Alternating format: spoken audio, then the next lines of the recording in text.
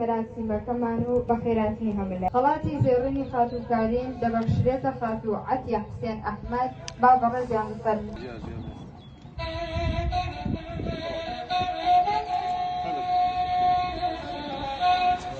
بوون السريع الرياقم بخاطر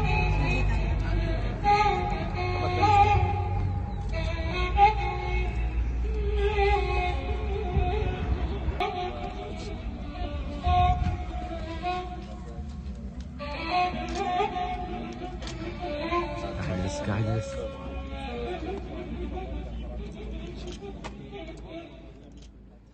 لەیادی 33 ساڵی تاوانی ئەلفالای مەگرەخراوی ئاوکاری ئەڵمانی لە درێژەی ئەو چالاکیانەی یان لە درێژەی ئەو خزمەتانەی کە 25 ساڵە نزیکەی 25 ساڵە لە بواری ئەلفالایەکەین ئەم مۆنومێنتە بچووکەمان دروست کردووە لە ناحیەی سەرقەڵا. ئەمڕۆ مەراسیمی پەردەلادان بوو لەسەری، دواتر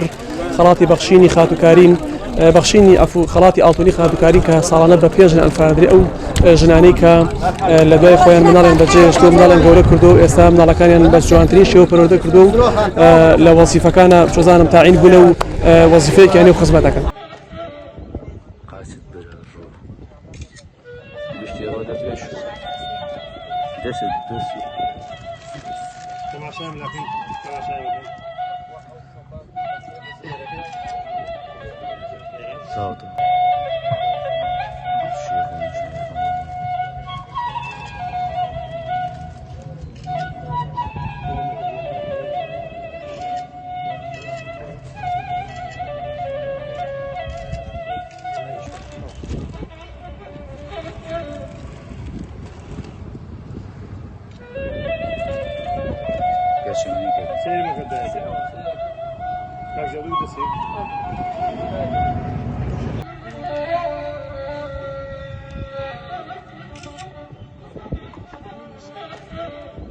قاصد بالروح